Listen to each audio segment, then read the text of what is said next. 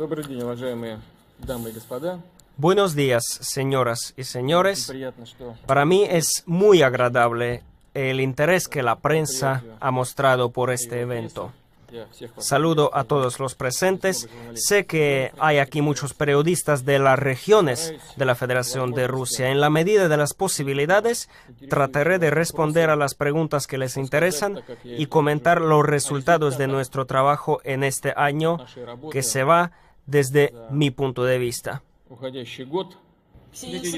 Ksenia Sokolova, revista Snob. Como respuesta a la ley Magnitsky adoptada por Estados Unidos, la Duma estatal ha tomado medidas que prohíben a los ciudadanos estadounidenses adoptar huérfanos rusos. ¿Cree que esta es una respuesta realmente adecuada? ¿No le sorprende que los niños, los más necesitados e indefensos, se conviertan en una herramienta en la lucha política? Gracias. Ну, во-первых, Primero, usted acaba de decir que esta es la respuesta a la llamada ley Magnitsky. Comentaré en un par de palabras mi actitud. Ya lo he hecho antes, pero me permitiré formular mi opinión en breve.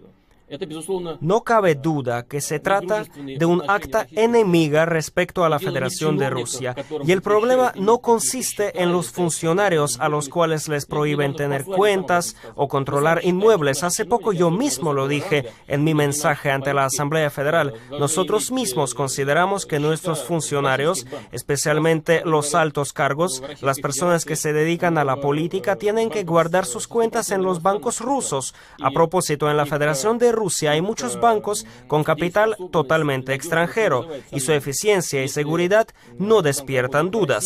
No tiene importancia si este banco trabaja en Rusia o en Viena o en alguna otra capital. Lo esencial es que es una entidad financiera internacional. Pueden tener sus cuentas aquí. En lo que se refiere a los bienes inmuebles, también lo he comentado ya. Si nuestros colegas en el extranjero nos ayudan a revelar a los infractores, les estaremos muy agradecidos e incluso les podemos ofrecer una recompensa. Pero el problema no consiste en los funcionarios. La cuestión es que una ley antisoviética, antirrusa, ha sido sustituida por otra. No pueden vivir sin ello. No dejan de intentar quedarse en el pasado.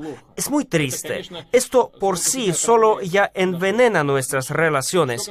Ahora, en lo que atañe a la cuestión que usted acaba de plantear, la adopción de los niños rusos por parte de extranjeros, según los sondeos que yo he analizado, una aplastante mayoría de ciudadanos de la Federación de Rusia tiene una actitud negativa al hecho de que nuestros niños sean adoptados por extranjeros. Tenemos que hacerlo por nuestra propia cuenta. Tenemos que estimular el proceso para que familias rusas adopten a los niños abandonados o huérfanos. A este respecto, creo que la propuesta hecha por Dmitry Medvedev es absolutamente correcta. Tenemos que desarrollar dentro del país esta actividad, retirar barreras burocráticas, apoyar más a las familias que adoptan a los niños. Ahora, en lo que se refiere a la parte estadounidense, el problema no radica en personas concretas, ciudadanos estadounidenses que adoptan a nuestros niños. Sí que suceden tragedias y nos damos cuenta de ello, pero la mayoría de las personas que adoptan niños se portan de una forma adecuada, son personas de buena fe. La reacción de los diputados de la Duma estatal no está dirigida contra la actividad, sino contra la postura de las autoridades estadounidenses. ¿En qué consiste esta postura? Cuando se cometen crímenes contra los niños rusos, en la mayoría de los casos, la justicia estadounidense no reacciona de ninguna forma. Absuelve de su responsabilidad penal a las personas que cometieron un delito grave, evidente, en contra de los niños. Y no es lo único. A los representantes rusos no les permiten presenciar estos juicios ni siquiera como observadores. El Departamento de Estado de Estados Unidos y el Ministerio de Relaciones Exteriores de Rusia acaban de firmar un acuerdo sobre qué pueden hacer los representantes de Rusia cuando surgen estas situaciones de crisis o conflicto. ¿Qué obtuvimos en la práctica? Resultó que esta esfera de actividad fue entregada por la legislación estadounidense a las jurisdicciones locales de cada estado. Y cuando nuestros representantes acuden a cumplir con sus obligaciones en el marco de este acuerdo, les dicen: esto no le compete a las autoridades federales, sino a los estados, y a ese nivel no tenemos acuerdos. Diríjanse al Departamento de Estado. Deben solucionarlo ahí donde han negociado el acuerdo.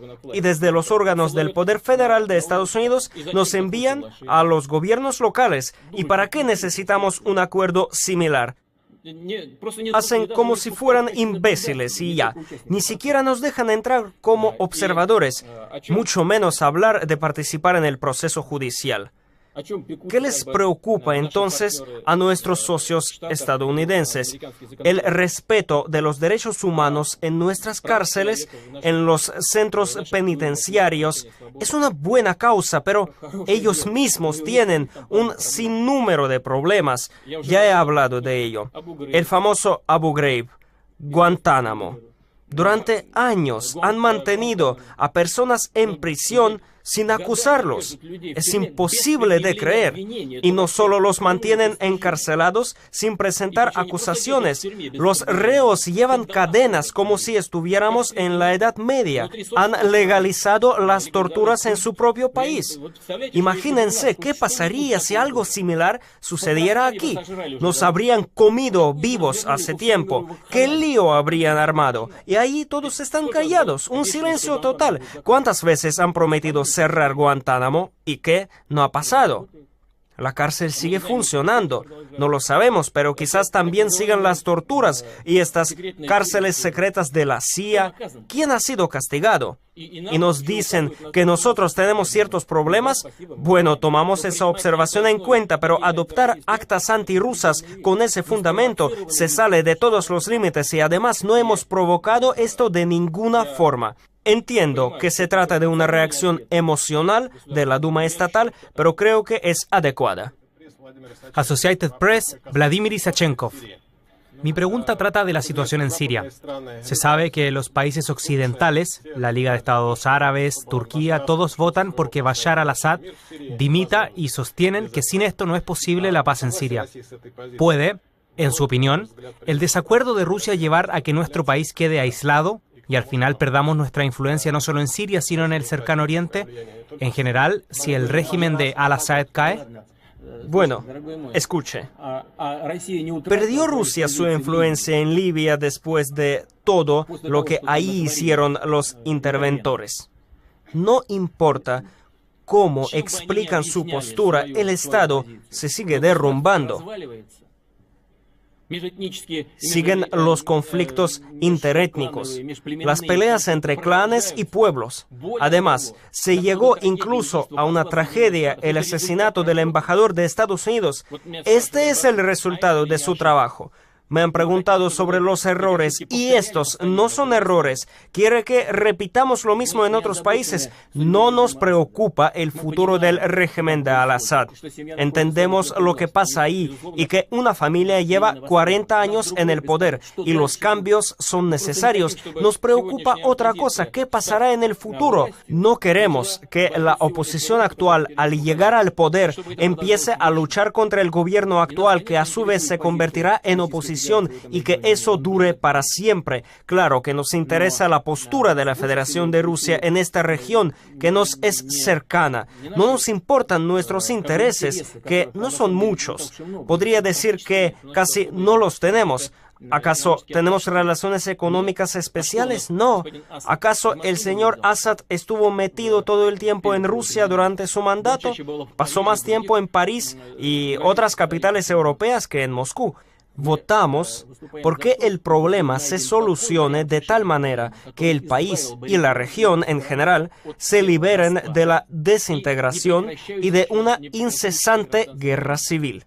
Nuestra propuesta, nuestra postura no consiste en mantener en el poder a Al-Assad y su régimen, sino en que las personas se pongan de acuerdo sobre cómo van a vivir en el futuro, cómo van a mantener su seguridad y participar en el gobierno del país. Y después, según los acuerdos a los que lleguen, empiecen a cambiar el orden de las cosas. Que no lo hagan al revés, primero destrozarlo todo y después ponerse de acuerdo.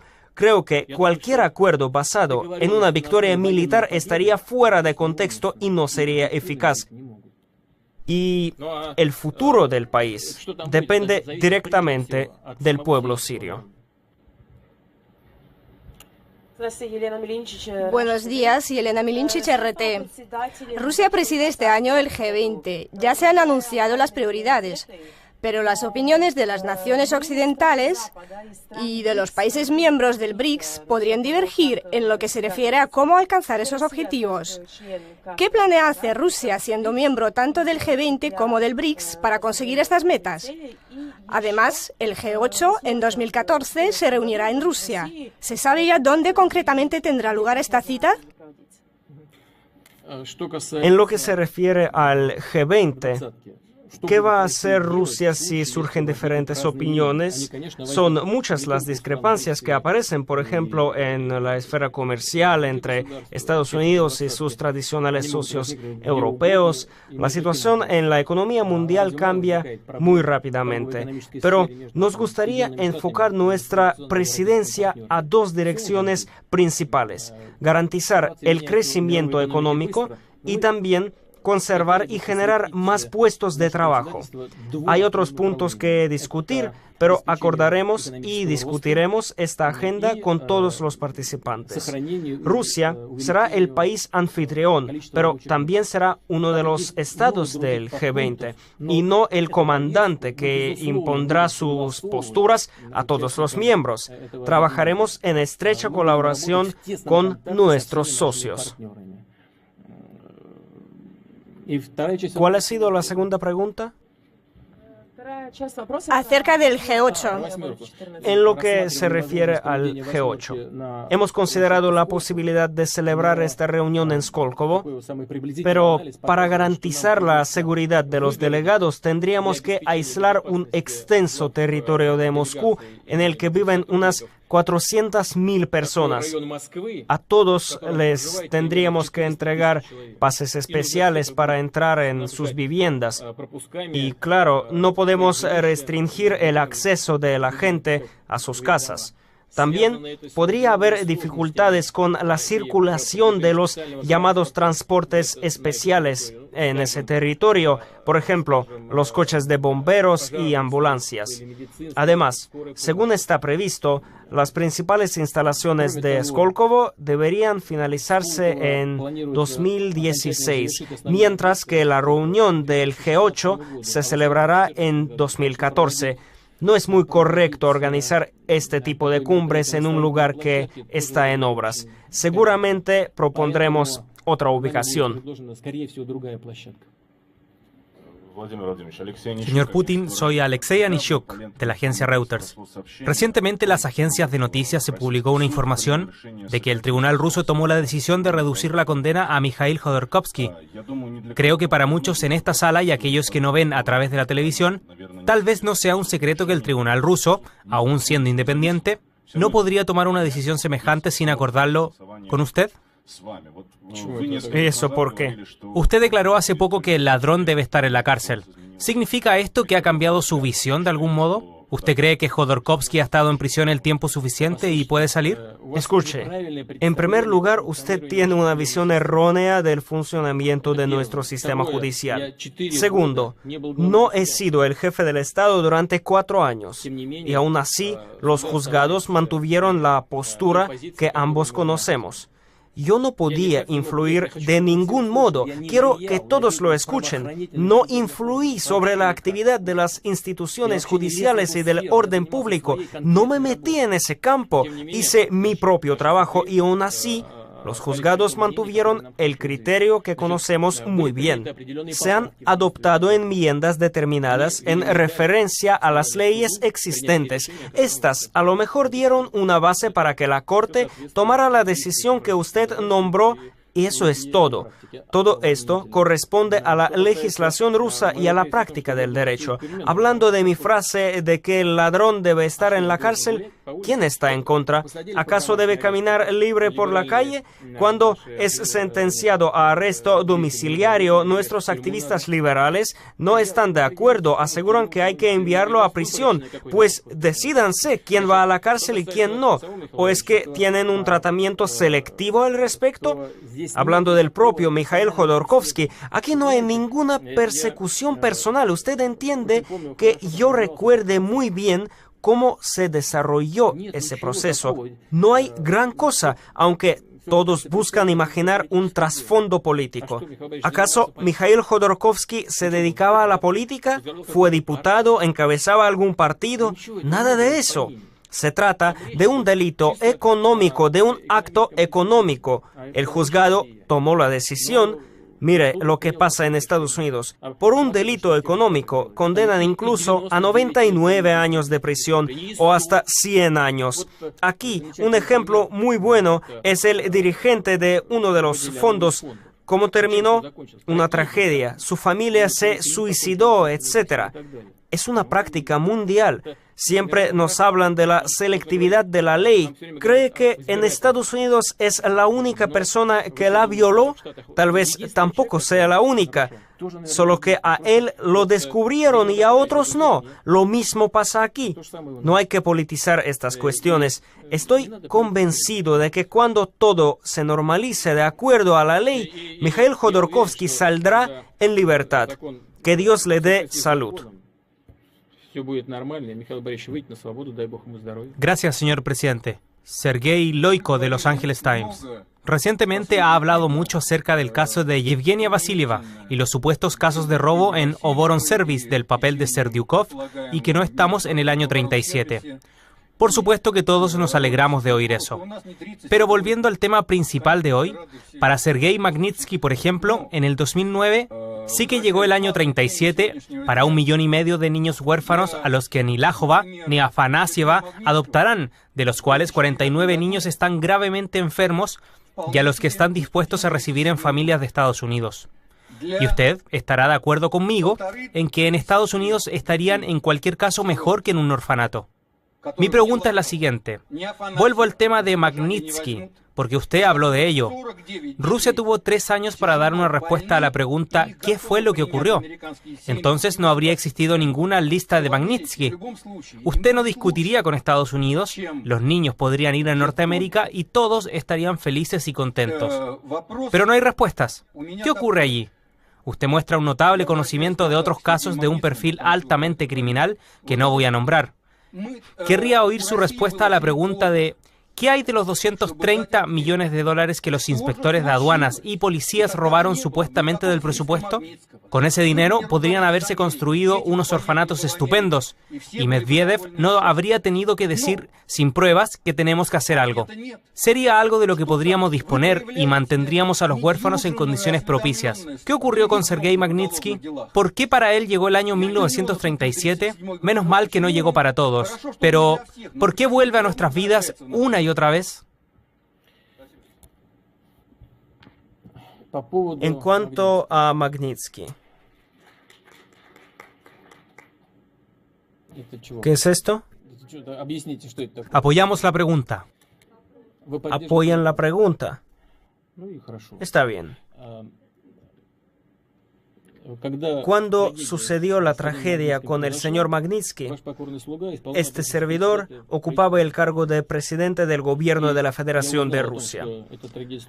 Supe de aquella tragedia a través de los medios de comunicación y sinceramente incluso ahora desconozco detalles de la trágica muerte de esta persona en prisión preventiva. y veo que tendré que estudiarlo más a fondo. Pero no es esta la cuestión. Y también quiero llamar su atención sobre algo. Entiendo que usted trabaja para el periódico Los Angeles Times y no es Pravda o en Izvestia y por lo tanto tiene que tomar una determinada postura. Pero también quiero que entiendan nuestra postura. Aquí no se trata de Magnitsky, se trata de que los legisladores estadounidenses, justo después de haber rechazado un acto antirruso, antisoviético, que es la enmienda Jackson-Vanik, que han tenido que rechazar por motivos económicos, decidieron aprobar otra ley antirrusa. Es decir, nosotros lo interpretamos así. Es como si los legisladores estadounidenses nos quisieran demostrar a todos quién manda, para que no nos relajemos. Si no hubiera ocurrido lo de Magnitsky, habrían buscado otro pretexto. Esto es lo que nos afecta en primer lugar.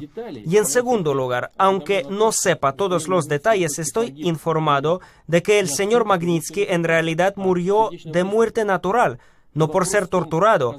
Nadie lo torturó, sino que murió de un ataque al corazón. La cuestión es si le prestaron ayuda médica a tiempo o no.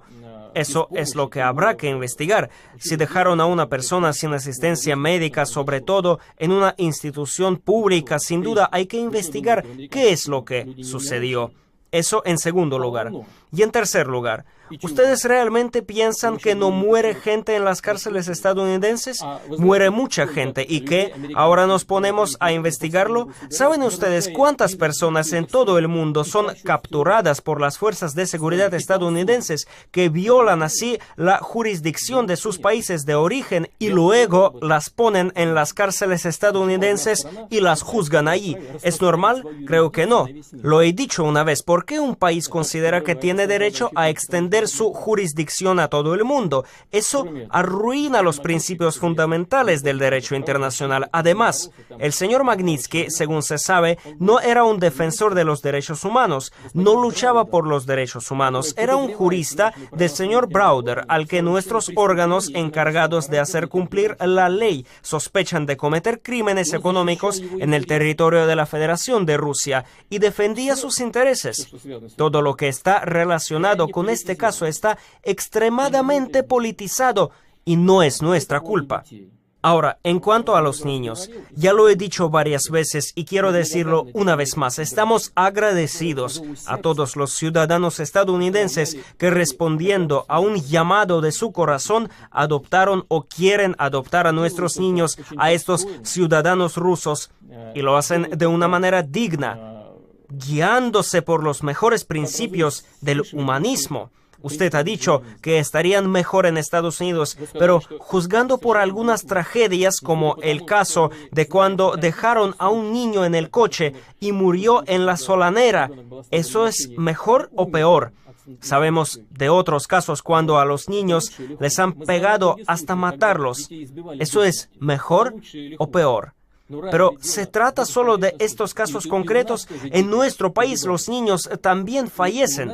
La cuestión es la actitud de las autoridades oficiales hacia estos casos. Liberan a la gente de su responsabilidad penal. No quieren estudiar este tipo de casos. Eso es lo que preocupa a los legisladores rusos, a lo que responde el legislador ruso en el famoso proyecto de ley que causó tanto revuelo.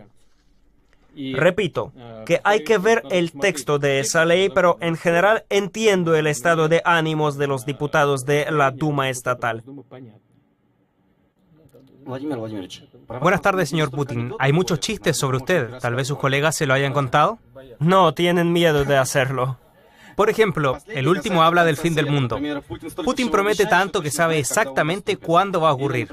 U otro, a propósito, el presidente fijó la rueda de prensa un día antes del fin del mundo para hablar de los resultados del progreso de toda la humanidad. Un momento, primero yo sé cuándo ocurrirá el fin del mundo. ¿Cuándo? Dentro de 4.500 millones de años aproximadamente, porque por lo que recuerdo, el ciclo del funcionamiento de nuestro cuerpo celeste del Sol es de 7 o 14 mil millones. Ahora estamos casi en el medio del camino. Puedo equivocarme, creo que en total son 7 mil millones. El reactor simplemente se apagará. Ese será el fin del mundo. Pero el Sol sufrirá otras cuestiones, pasará a ser el enano blanco. En otras palabras, la vida para aquel momento ya desaparecerá. Y si es como tratan el problema del fin del mundo, la vida desaparecerá aún más pronto. Así que no le teme. ¿Para qué temerle si es inevitable? Gracias, Román Sobolev, Cadena NTV. Quiero hablar de nuevo sobre los niños, pero no los adoptados, sino los biológicos. Señor Putin, parece que no le gusta mucho esta pregunta, pero es interesante. ¿Cómo viven sus hijas? ¿Dónde están? Tal vez ya sea abuelo o 2 veces abuelo, y nosotros no lo sabemos. Esa es la pregunta, gracias. ¿Necesita saberlo? Soy curioso. Curioso. Sabe, mis niñas están bien. Viven en Moscú, estudian y trabajan parcialmente. Les va bien tanto en su vida privada como desde el punto de su crecimiento profesional. Estoy orgulloso de ellas. Antonina Lukina, Magadán, periódico Magadanskaya Pravda. Estimado señor presidente, antes de viajar a esta conferencia, preparé una pregunta regional. Y ahora, hace poco, navegando por Internet, leí información específica sobre el estado de salud del presidente. No se meta mucho en Internet, ahí no hay nada bueno. A veces debo hacerlo. Ahora mismo veo la pantalla, usted está bastante lejos de mí y veo a un hombre muy enérgico y guapo. Una colega de la región de Primorie siempre le declara su amor y hoy creo que hay razones para hacerlo. Gracias. Mi pregunta es la siguiente. ¿De dónde procede esa información y a quién beneficia? Gracias. Beneficia a la oposición política que trata de cuestionar la legitimidad y la aptitud del poder. Y a la pregunta sobre el estado de salud puedo dar una respuesta tradicional. Ni lo sueñen. Muchas gracias por su amistosa actitud hacia el evento de hoy. Quiero pedir disculpas de antemano a todos, a cuyas preguntas no he podido contestar o por no haberlas contestado como esperaban y por no haber podido permitir preguntar a todos los que lo deseaban. Quisiera felicitarles a todos en ocasión de las festividades que se aproximan, el Año Nuevo y la Navidad. Les deseo todo lo mejor.